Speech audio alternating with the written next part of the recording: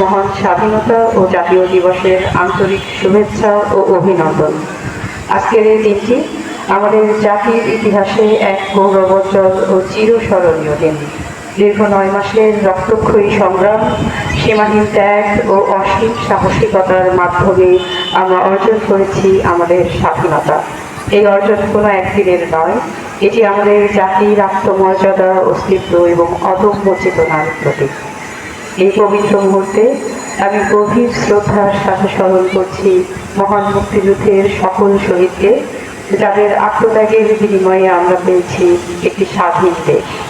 শ্রদ্ধা জানাই আমাদের বীর মুক্তিযোদ্ধাদের, যারা জীবন বাজি রেখে এই দেশের স্বাধীনতা ছিনিয়ে এনেছেন। একই সাথে কৃতজ্ঞতার সাথে স্মরণ করছি সে সকল মা বোনদের, যাদের ত্যাগ ও বেদনা আমাদের ইতিহাসের অবিচ্ছেদ্য অংশ। সম্মানিত উপস্থিতি, স্বাধীনতা আমাদের গর্ব, কিন্তু একই সাথে এটি আমাদের এক মহান দায়িত্ব। একটি স্বাধীন দেশের নাগরিক হিসেবে আমাদের প্রত্যেকের কর্তব্য আইনের প্রতি শ্রদ্ধাশীল থাকা, ন্যায় বিচার প্রতিষ্ঠায় সচেষ্ট হওয়া এবং মানবিক মূল্যবোধকে ধারণ করা। সরকারের অংশ হিসেবে আমরা নিরলসভাবে কাজ করে যাচ্ছি, যাতে জনগণের দুর্বলায় সেবা পৌঁছে দেওয়া যায়। শিক্ষা, স্বাস্থ্য, কৃষি, সামাজিক নিরাপত্তা এবং অবকাঠামো উন্নয়নের মাধ্যমে আমরা একটা উন্নত ও টেকসই সমাজ গঠনের লক্ষ্যে এগিয়ে যাচ্ছি। এই উন্নয়ন তখনই অর্থবহ হবে যখন তা সকলের জন্য সমানভাবে নিশ্চিত করা যাবে। আমি বিশেষভাবে আমাদের তরুণ প্রজন্মের প্রতি আহ্বান জানাতে চাই, তোমরাই আগামী দিনের বাংলাদেশ। তোমাদের সততা, মেধা ও দেশপ্রেম হবে আমাদের সবচেয়ে বড় শক্তি।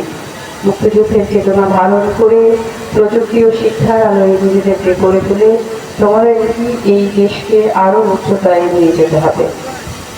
প্রিয় উপজেলাবাসী, আমরা যেন কখনো ভুলে না যাই, একটি দেশ গঠনে বড় বড় কাজের পাশাপাশি ছোট ছোট দায়িত্ব অত্যন্ত গুরুত্বপূর্ণ।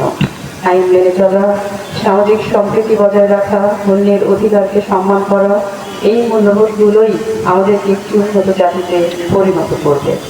আজকের এই মহান দিনে আসুন আমরা সকলে প্রতিজ্ঞা করি, আমরা আমাদের দেশের প্রতি দায়িত্বশীল থাকব, সততা ও নিষ্ঠার সাথে নিজ নিজ কর্তব্য পালন করব এবং সকল ভেদাভেদ ভুলে একটি শান্তিপূর্ণ ও সমৃদ্ধ সমাজ গড়ে তুলব।